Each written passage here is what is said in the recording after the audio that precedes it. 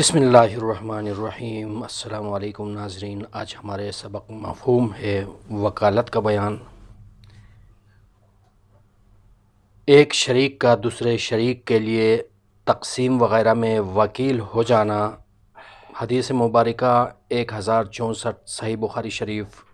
سیدنا عقبہ بن عامر رضی اللہ تعالیٰ عنہ سے روایت ہے کہ نبی کریم صلی اللہ علیہ وسلم نے انہیں کچھ بکریان دیے تاکہ وہ صحابہ رضی اللہ عنہم میں تقسیم کر دے، تو تقسیم کے بعد بکری کا ایک بچہ باقی رہ گیا۔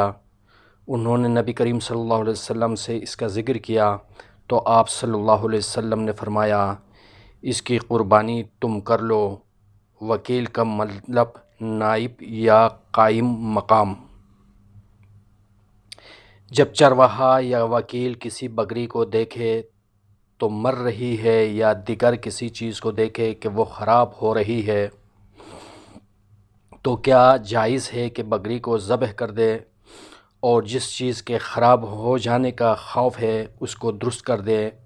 حدیث مبارکہ 1065 صحیح بخاری شریف۔ سیدنا کعب بن مالک رضی اللہ تعالیٰ عنہ سے روایت ہے کہ ان کے پاس کچھ بکریان تھی جو صلع نامی پہاڑ پر چرا کرتی تھی، تو ہماری ایک لونڈی نے ہماری کسی بکری کو مرتے ہوئے دیکھا تو اس نے ایک پتھر کو توڑ کر اس بکری کو اس پتھر سے ذبح کر دیا۔ تو سیدنا کعب رضی اللہ تعالیٰ عنہ نے کہا کہ اس کو نہ کھاؤ جب تک میں نبی کریم صلی اللہ علیہ وسلم سے نہ پوچھ لوں، یا یہ کہا کہ نبی کریم صلی اللہ علیہ وسلم کے پاس کوئی آدمی بھیجا ہے کہ اس بارے میں پوچھ کر آئے۔ چنانچہ اس نے خود نبی کریم صلی اللہ علیہ وسلم سے اس کی بابت دریافت کیا، یا کوئی قاصد بھیجا تو آپ صلی اللہ علیہ وسلم نے اس کے کھانے کا حکم فرما دیا۔ قرض کے ادا کرنے میں وکیل کرنا جائز ہے۔ حدیث مبارکہ کی روشنی میں 1066 سیدنا ابو ہریرہ رضی اللہ تعالیٰ عنہ کہتے ہیں کہ نبی کریم صلی اللہ علیہ وسلم کے پاس ایک شخص اپنے اونٹ کا تقاضا کرنے آیا اور اس نے آپ صلی اللہ علیہ وسلم سے سخت کلامی کی، تو صحابہ رضی اللہ عنہم نے ان کو مارنے کا ارادہ کیا، مگر رسول اللہ صلی اللہ علیہ وسلم نے فرمایا، اسے چھوڑ دو، کیونکہ صاحب حق کی گفتگو ایسی ہی ہوتی ہے۔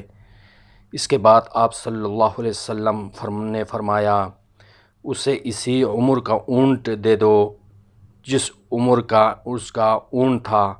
لوگوں نے عرض کی کہ اس عمر کا تو نہیں، اس سے بہتر ہے، تو آپ صلی اللہ علیہ وسلم نے فرمایا، اس کو وہی دے دو، اس لیے کہ تم میں اچھا شخص وہ ہے جو قرض کو اچھے طور پر ادا کرے۔ اگر کسی وکیل کو یا کسی قوم کے حق شفعہ رکھنے والے کو کوئی چیز دے دے تو جائز ہے۔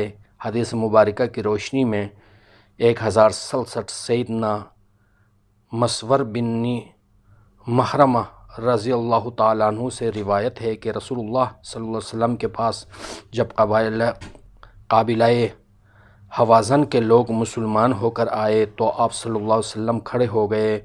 انہوں نے آپ صلی اللہ علیہ وسلم سے درخواست کی کہ ان کے مال اور قیدی انہیں واپس کر دے، تو رسول اللہ صلی اللہ علیہ وسلم نے فرمایا، مجھے وہ بات پسند ہے جو سچی ہو، پس تم لوگ ایک بات اختیار کر لو، یا قیدیوں کو واپس لے لو یا مال کو، اور میں نے تو تمہارے انتظار میں مال غنیمت کی تقسیم دیر سے کی، مگر تم اس وقت تک نہیں آئے جب آپ صلی اللہ علیہ وسلم سے لوٹے، تو 10 روز سے بھی کچھ زیادہ دن تک اس کا انتظار کیا۔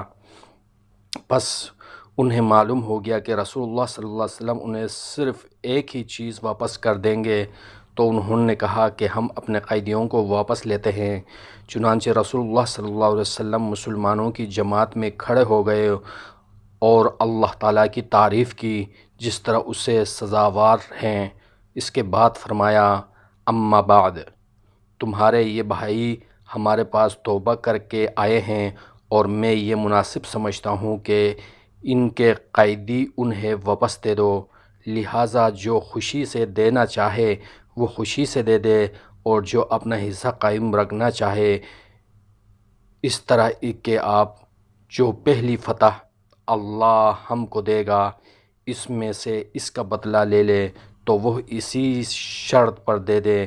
لوگوں نے عرض کی کہ یا رسول اللہ، ہم بلا معاوضہ اس کو منظور کرتے ہیں، تو رسول اللہ صلی اللہ علیہ وسلم نے فرمایا میں نہیں جانتا کہ تم میں سے کسی نے منظور کیا اور کس نے نہ منظور کیا، لہٰذا تم لوگ لوٹ جاؤ اور تمہارے سردار تمہارا پیغام میرے پاس لائے۔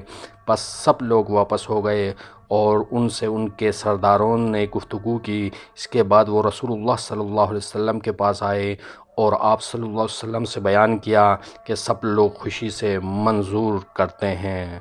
صدق اللہ العظیم۔ اگلے ایپیسوڈ تک اجازت دیجیے۔ اللہ نگہبان۔